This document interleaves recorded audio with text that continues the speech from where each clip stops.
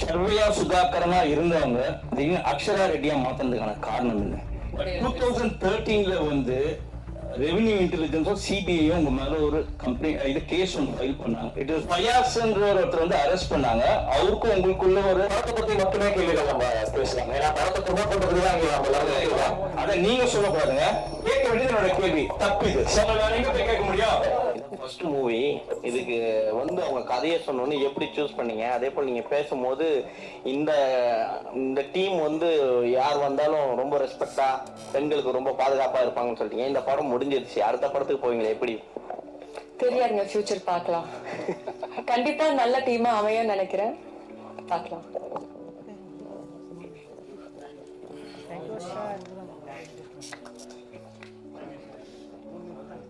ஹீரோயினுக்கு ஒரு கேள்வி. ஷர்வியா சுதாகரனா இருந்தவங்க திடீர்னு அக்ஷரா ரெட்டியா மாத்தினதுக்கான காரணம் என்ன? அஸ்ட்ராலஜில சொல்லிருந்தாங்க it was not right for my date of birth and everything. So அந்த ஒரு ரீசன்க்காக தான். 2013 வந்து ரெவென்யூ இன்டெலிஜென்ஸும் சிபிஐயும் உங்க மேல ஒரு கம்ப்ளைண்ட் இது கேஸ் ஒன்று ஃபைல் பண்ணாங்க. It is regarding gold smuggling. அந்த கேஸோட நிலைமை என்னவா இருக்கு இப்போ? இல்லங்க, ஃபயாஸ்ன்ற ஒருத்தர் வந்து அரெஸ்ட் பண்ணாங்க. அவருக்கும் உங்களுக்குள்ள ஒரு கான்வர்சேஷன் தான் இருந்துச்சு அப்படின்லாம் வந்துச்சு. அதாங்க, அது வந்து கேஸ் என் பேர்ல கிடையாது, ஒரு ஆள் மேல கேஸ் வந்துருந்துச்சு. ஐ கேவன் எனக்கு என்கொயரி பண்ணியிருந்தாங்க. இந்த மாதிரி ஆள் உங்களுக்கு தெரியுமா என்ன ஏதுன்னு சொல்லிட்டு என்கொயரி கூப்பிடும்போது நம்ம போய் சொல்லணும் இல்லைங்களா? எப்படி தெரியும்? எனக்கு ஒரு ஆள் மூலியமா தெரியும், லைக் மாடலிங் பார்த்திருக்கேன் அப்படின்னு சொல்லிட்டு. அதுதான் நடந்த விஷயம். அது வந்து ஏன் பேர்ல கேஸ் எல்லாம் கிடையாது. இன்ட்ரோகேஷன் இல்ல, என்கொயரி. நிறைய வித்தியாசம் இருக்கு ரெண்டுத்துக்குமே. படத்தை பத்தி மட்டுமே கேள்விகள் நம்ம பேசலாம். ஏன்னா படத்தை ப்ரொமோட் பண்றதுக்கு தான் இங்க அதை நீங்க சொல்லக்கூடாதுங்க. நீங்க வந்தது ஆங்கர் பண்ண, நான் கேட்க வேண்டியது என்னோட கேள்வி. தப்பு இது. சரி, அப்படி சொல்ல வரல. இங்க படத்தை பத்தி தான் ப்ரொமோட் பண்ணுவாங்க, படத்தை பத்தி பேசலாம். அவங்க நீங்க போய் கேட்க முடியும். Okay, thank you.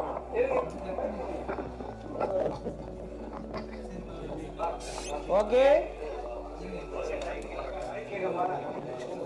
நட்டு என்ன எப்பவுமே வந்து ஒரு நம்ம துறையை சார்ந்து தான் நிறைய பேருக்கு ஹெல்ப் பண்ணுவாங்க. கேமராமேன்னா கேமராமேன் ஃபேமிலிக்கு, அப்படியே கேமராமேன் டீமுக்கு அப்படியே ஹெல்ப் பண்ணி போவாங்க. இயக்குனருக்கு ஹெல்ப் பண்ண காரணம் தான் இயக்குனருடைய குழு வந்து ஒரு நன்றிக்கடன் ஒரு விஷயம் சொன்னாரு. இத்தனை நாளா என்ன வந்து பார்த்துட்டு இன்னொன்று பார்த்துட்டு இருக்காருன்ட்டு. ஏன் அந்த ஒரு பாசம்? அப்படி இல்லை சார், எல்லாரும் மனிதர்கள் தாங்க சார். இப்போ நான் உங்ககிட்ட ஒரு உதவி கிடையாது, நீங்கள் செய்ய மாட்டீங்களா? நான் வந்து இப்போ அதுக்கு ப்ரெஸ்ஸில் ஒர்க் பண்ணணுமா? அப்படி ஒரு காரணம் இல்லை. எனக்கு தெரியல, ஒரு மனிதன் இன்னொரு மனிதனுக்கு உதவி பண்ண வேண்டியது தலையாத கடமை சார். அது செய்யறது வந்து சந்தோஷம் தான் எனக்கு. அந்த அப்படி ஒரு ஆப்பர்ச்சுனிட்டி கடவுள் கொடுத்தது, கடவுளுக்கு நன்றி. நன்றி சார். நீங்கள் இந்த போலீஸ் ட்ரெஸ்ஸு கதை சொல்ல வந்தாலே அது இல்லாமல் கதை சொல்லுங்கன்னு சொல்லி நிறைய பேரை அவாய்ட் பண்ணியிருக்கேன். அப்படி இருந்தோம் இந்த கதையை தேர்ந்தெடுக்கிறதுக்கு என்ன காரணம் சார்? ஒரு கதை காரணம் சார். ஒரு விஷயத்த சொல்லுங்க சார். நான் பேசும்போது கூட சொன்னேன். அதாவது சில பேர் என்ன பண்ணிடுறாங்க, அவங்க குழந்தைங்க மேலே ரொம்ப அதிக பாசம் வச்சுக்கிறாங்க. என்னன்னா எனக்கு வாழ்க்கையில் என்னெல்லாம் கிடைக்கும், என் பிள்ளைக்கு அது கிடைக்கணும் அப்படின்னு நினைக்கிறாங்க. அந்த அன்பு நம்ம அந்த சுதந்திரம் நம்ம அவங்களுக்கு கொடுத்துதான் ஆகணும், அது நம்மளுடைய கடமை. ஆனால் அது கட்டுப்பாடற்ற சுதந்திரமா மாறும்போது பல ஆபத்துகளுக்கு வழிவகுக்குது. அது நடக்கக்கூடாது அப்படின்னு சொல்ற ஒரு விஷயத்த ஒரு த்ரில்லர் மூலமா இந்த ஸ்கிரீன் பிளே பண்ணி சொன்னது வந்து எனக்கு ரொம்ப பிடிச்சிருந்தது.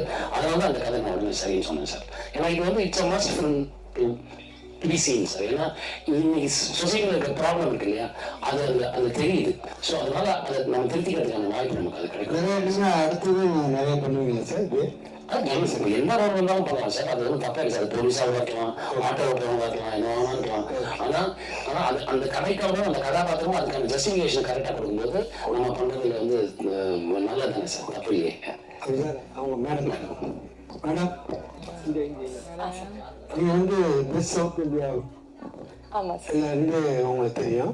நீ வந்து இவ்வளவு காலம் எவ்வளவு நாளுக்கு அப்புறம் இவ்வளவு போராட்டத்துக்கு அப்புறம் இந்த இவ்வளவு லேட்டானதுக்கு காரணம் என்ன?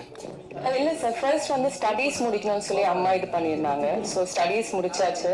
அதுக்கப்புறம் வந்து பிக் பாஸ், அதுக்கப்புறம் வந்து beauty pageants, 3 beauty pageants win பண்ணியிருக்கேன், national level, international level. So இதெல்லாம் முடிச்சுட்டு அதுக்கப்புறம் பிக் பாஸ் போயிருந்தேன். பிக் பாஸ்லேருந்து வெளியில வந்த உடனே அம்மாவுக்கு வந்துட்டு, வந்த உடனே இல்லை, பிக் பாஸ் போயிருக்கும் போது அம்மாவுக்கு உடம்பு சரியில்லை. வந்த பிறகு ஷி வாஸ் ஹாஸ்பிட்டலைஸ். எனக்கு வந்து அந்த டைம் அவங்க கூட டெடிகேட் பண்ணது ரொம்ப முக்கியமா பட்டுச்சு. அண்ட் இன்னும் டைம் கிடைச்சுன்னா நான் அம்மா கூடயே இருந்திருப்பேன். எனக்கு ஒர்க் எல்லாம் பெரிய இம்பார்ட்டன்ட்லாம் கிடையாது. ஸோ நான் அதுக்கப்புறம் அம்மா இல்லாதப்போ கூட வந்துட்டு ஓகே அம்மா இல்லை என்னால் இதை ஹேண்டில் பண்ண முடியுமா, இதுக்கு மேலே வேண்டாம் இண்டஸ்ட்ரியே வேண்டாம் அப்படின்னு நினச்சிட்டு இருந்தேன் நான். தென் ஐ ஃபெல் தட் எங்கள் அம்மா தான் இந்த மூவி வந்துட்டு அவங்க ஆர்கனைஸ் பண்ணி கொடுத்துருக்காங்க, இந்த மாதிரி டீம் எனக்கு அமைச்சு கொடுத்துருக்காங்கன்னு சொல்லி எனக்கு தோணுச்சு. அதனால தான் இது பண்ணேன். Thank you madam. மேடம் நீங்க நியூமராலஜி நேமாலஜி அஸ்ட்ராலஜி சொன்னீங்க நேம் மாத்திக்கிட்டதுக்கு. அந்த நேம் வந்து அக்ஷரான்ற பேர் நல்லதா இருக்குது. ஆனா உங்களுக்கு அழகா அப்படின்னு கூட பேர் வைக்கலாம். அவ்வளவு அழகா இருக்கீங்க. Thank you so much. அண்ணா நீங்க வந்து பாலிவுட்ல இப்ப வந்து கேமராமேனா வந்து நிறைய பேர் தேடி இருக்காங்க. இப்ப நீங்க வந்து ஹீரோவா நடிக்கணும்னு சொல்லிட்டு ஒரு முடிவு பண்ணி தமிழ்நாட்டுல இருக்கீங்க. சரிங்களா? இப்ப வந்து அங்க கூப்பிட்டாங்க, பெரிய ஆக்டர் கூப்பிட்டாங்க, இப்ப ஒர்க் பண்ண சான்சஸ் உண்டா? இல்ல அஜித் சார் ஒர்க் பண்ண சான்சஸ்? சார் கண்டிப்பா சான்சஸ் உண்டு சார். அது எப்படி சார், நல்ல கதையா இருக்கு, அதே பெரிய ஆர்டிஸ்ட் கூப்பிடுறாங்க, நம்ம கேட்கற எக்யூப்மெண்ட் எல்லாம் கொடுப்பாங்க, நம்மளோட தொழிலை காமிக்கிறதுக்கான வாய்ப்பு கிடைக்கும் இல்லையா? கண்டிப்பா நான் பண்ணி தரேன் சார். இப்ப கூட நடுவில் ஆக்ஷன்ஸ் பண்ணி கொடுத்து தான் சார் வந்துட்டு இருக்கேன். ஃபீச்சர் ஃபில்மா நான் கமிட் பண்ணல, ஏன்னா ஃபீச்சர் ஃபில்மா கமிட் பண்ணா குறைஞ்சது 1.5 வருஷம் நான் அதுக்கு கொடுக்க வேண்டி வரும். ஸோ அந்த அந்த ரெஸ்ட்ரிக்ஷன் இருக்கு. ரெண்டாவது சில கதைகள் எனக்கு சரியா படல, இது சரியா ஆகுமா ஆகாதான்னு டவுட் இருந்தது, அதனால நான் அதை அவாய்ட் பண்ணி வச்சிருக்கேன் சார். அப்புறம் காக்கி சட்டை போட்டாவே உங்களுக்கு ஹீரோயின் கிடைக்கிறது கஷ்டமா இருக்குன்னு சொல்லிட்டு நிறைய படத்துல ஹீரோயின் போட மாட்டாங்க. இதுல வந்து உங்களுக்கு எப்படி இருக்கு? ஹீரோயின் கிடையாது சார். ஹீரோயின் கதை டிமாண்ட் பண்ணதான் சார் ஹீரோயின் அதை வருவாங்க. அதனால அது ஒன்றும் பெரிய அது கஷ்டமானு தெரியல, அது ஒரு இதுவாகவும் இல்லை எனக்கு. சார் இங்க கோடம்பாக்கம் சாலி கிராமத்திலேயே எக்கச்சக்கமா நடிக்கணும் அப்படின்னு ஆசையில் நிறைய பேர் சுத்திட்டு இருக்காங்க. ஆனா இவங்கள ஒரு ஆர்டிஸ்டோட பசங்களை எப்படி நீங்க சூஸ் பண்றீங்க? அது வந்து வாய்ப்பு கொடுக்கலாம் இல்ல? கண்டிப்பா கொடுப்பேன் சார். நெக்ஸ்ட் மந்த்ல கண்டிப்பா கொடுத்துருவேன் சார்.